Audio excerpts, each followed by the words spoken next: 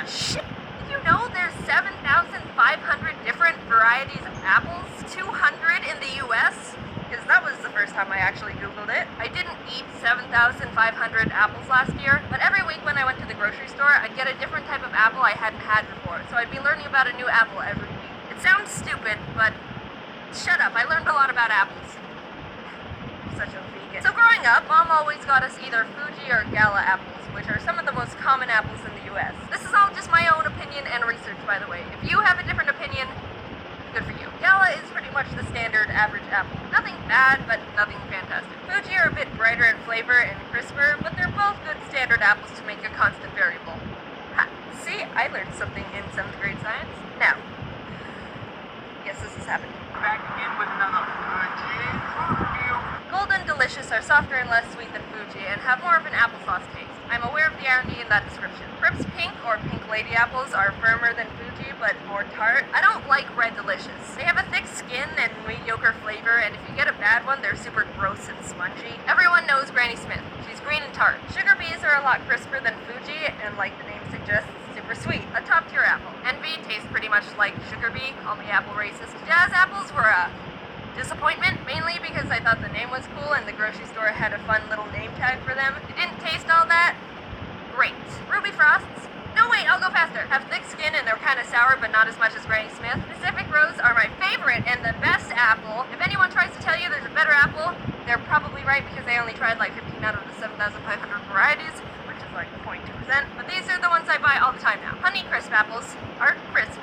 Nah, they're good, but they're more expensive. Peru apples are really crunchy and taste like a weak Gala. Rockets are super small and have a unique aftertaste. Macintosh are surprisingly super soft and sweet and taste nothing like a computer. Rayburn, also known as the worst apple to ever be genetically created. I tried it for the first time and was like, ugh, ew, whoa, what the like, it's trying to be sweet, but also tart at the same time, and it's like, just pick one, you're just a dumb apple. Apparently, they were created by accident and are a hybrid of Granny Smith and Lady Hamilton, so they're not even supposed to exist. Jeez, Granny Smith.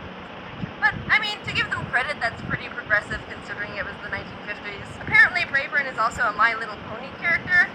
Anyway, avoid at all costs. I hope all the Rayburn trees burn in a giant fire and rebirth into Pacific Rose ones.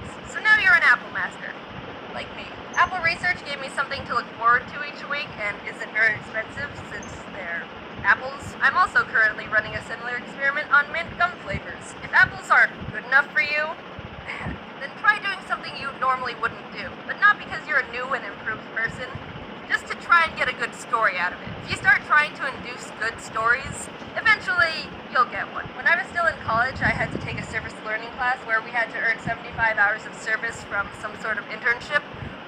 The one I chose, completely on my own, not because it was the closest to campus and I didn't have a car, was working as a teacher's aide at a children's Montessori. Don't know what a Montessori is? Me neither when I took the internship. It's a children's school where the teachers focus more on letting the kids learn things on their own more naturally than traditional teaching methods in elementary schools.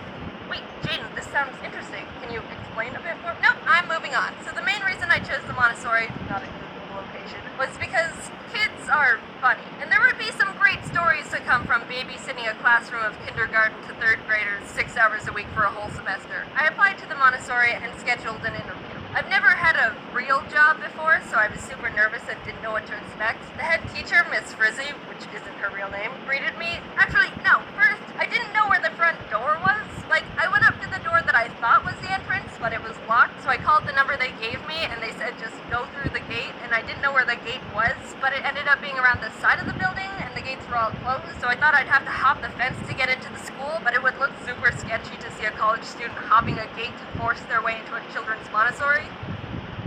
But I figured it out. So I met Miss Frizzy, but not in our own room. It was in the middle of the kids' class time when they were all running around with books and puzzles. She was like, "Hey there, nice to meet ya," and pulled out a kid's chair because they didn't have anything else. I sat down and my knees crunched up to my chin. It was a lot more casual than I thought it was gonna be, and probably should have been. There was one part where she was like, "Do you have first aid training? You legally need to have that if you want to work with children."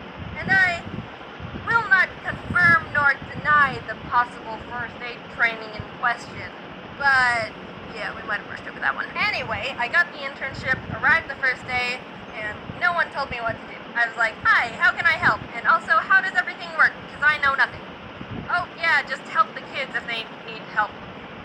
Oh, okay, then. For the majority of the internship, I was stressed out and anxious because for 3 hours every time I went in, I felt like I had no purpose except walk around and smile at kids. Occasionally, I'd help one find a puzzle piece, but those were exciting days. Also, 2 kids didn't even speak English. Like, what am I supposed to do when a kid's crying? I ask what's wrong, and I get, 私の恐竜に噛まれて痛いよ。ほら、血が出てる。てか、どうして私の言ってることわかんないのよ。日本人でしょ? For an hour, the kids would have lunch and then go outside to play, and that was more manageable because I just had to make sure none of them backflipped off swings or something dumb. I could also pass the time and prevent insanity by sweeping sand off the pavement. My favorite memory by far when I was there was when a kid got stuck in a bucket. We just hear, help! Help! And look over to a kid, upside down turtle with his butt in a pail. Pathetic. So what can you take away from this video? Rayburn apples were an accidental hybrid love child of 2 apples, and kids are incompetent at life. See, with a few little tweaks, it isn't hard to spice up your life. Now, go out and get yourself a funny story. Also, one day at the Montessori, a kid pooped on the sidewalk. Happy practically end of January. Sorry I haven't been able to get more videos out lately. Life hits you hard.